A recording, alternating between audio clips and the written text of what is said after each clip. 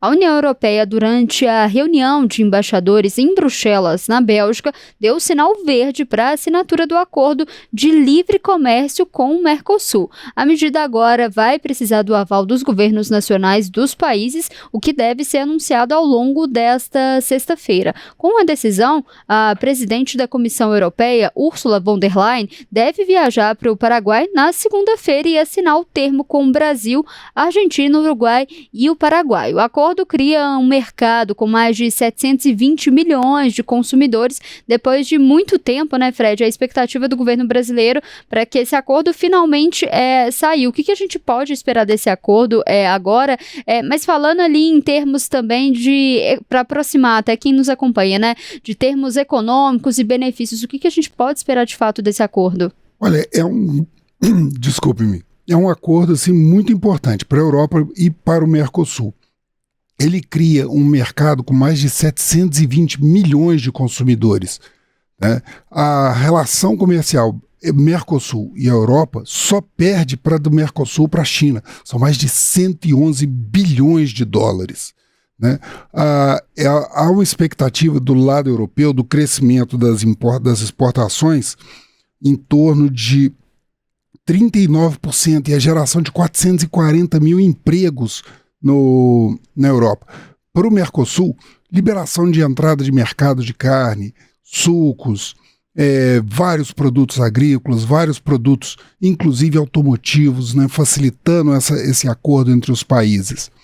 Mas esse é o início do desembolar desse acordo de livre comércio, que começou em 1999. O que aconteceu hoje?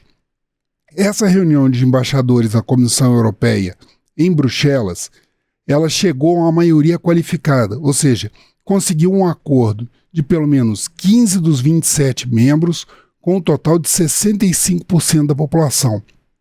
Mas ainda vem aquilo que você falou, a formalização dos votos, que vai até às 5 horas da tarde na Europa, mais ou menos 1 hora da tarde aqui no Brasil. Depois, ainda vai passar pelo Parlamento Europeu, né, onde vai ser votado e, enfim, vai ser aprovado. Há algumas restrições, né, que tem que se ficar atento. A resistência da França, Irlanda, Polônia e Hungria ainda é muito forte. Há uma massa de mais ou menos 150 eurodeputados que se preparam para entrar com ações judiciais para suspender esse aval, né, que foi dado hoje. Ursula von der Leyen vem na segunda-feira, né, está se preparando para vir na segunda-feira, para assinar esse termo, né, que era aquele esperado em dia 18 de dezembro, né, quando ainda estava encerrando a presidência rotativa do Brasil no Mercosul. Né. Houve um protesto grande na Europa, em Bruxelas, em várias cidades, de agricultores. Né. Nesse protesto, eles prejudicaram muito essa votação. Houve o recuo. Na época, a comissão falou que tentaria chegar a um novo acordo até o dia 12 de janeiro. E é isso mais ou menos que nós estamos vendo. Né?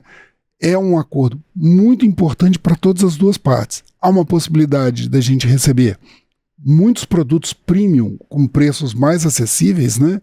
Mas isso só foi possível porque houve uma série de concessões e acordos. Né?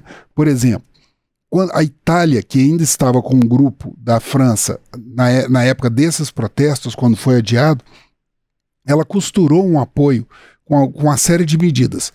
Subsídios da Comissão Europeia na ordem de 45 bilhões da nossa política, na próxima política agrária comum, né, para incentivar a agricultura, redução e flexibilização da taxa de carbono sobre importação de fertilizantes, né, uma proteção ao vinho e ao queijo, também um mecanismo de proteção quando os preços do Mercosul estiverem 8% ou mais baixos que os europeus, ou quando o crescimento da importação de produtos do Mercosul ultrapasse 8%. Então, abririam-se investigações para impedir que houvesse prejuízo de lado a lado.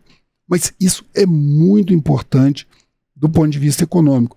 É uma sinalização de que abre-se mercados para o Brasil, né, que o Brasil precisa muito, ele percebeu isso no tarifaço, que ele estava muito fechado com poucos países, então a ideia de abrir mais mercado incentiva muito o nosso agronegócio, incentiva muito o nosso setor industrial. Abre-se muitas oportunidades. Do ponto de vista da Europa, abre-se também algumas oportunidades. Também criou-se um contexto em que isso vai sinalizando, foi possibilitando esse acordo.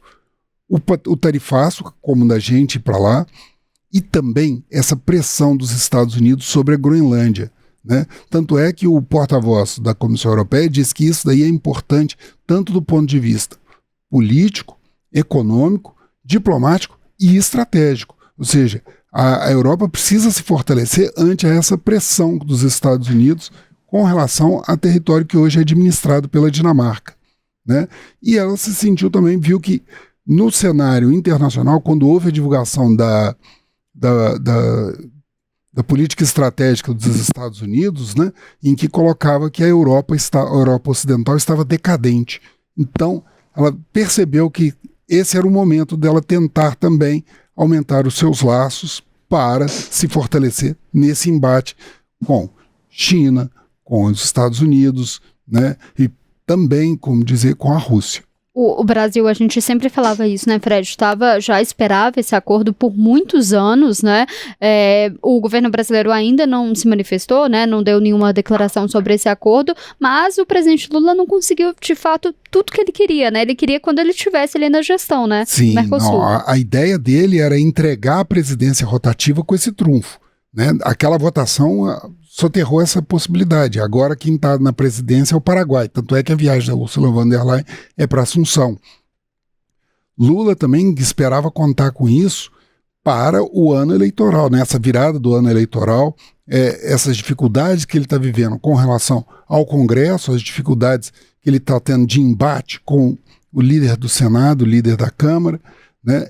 E ele precisava dessa boa notícia. Vamos ver como que isso vai se desenvolver e se ela vai ser possível, se ele vai conseguir capitalizar isso para esse ano de 2026, que é um ano eleitoral, né? E ele vai precisar de todos os trunfos possíveis, porque ele também está sofrendo vários ataques.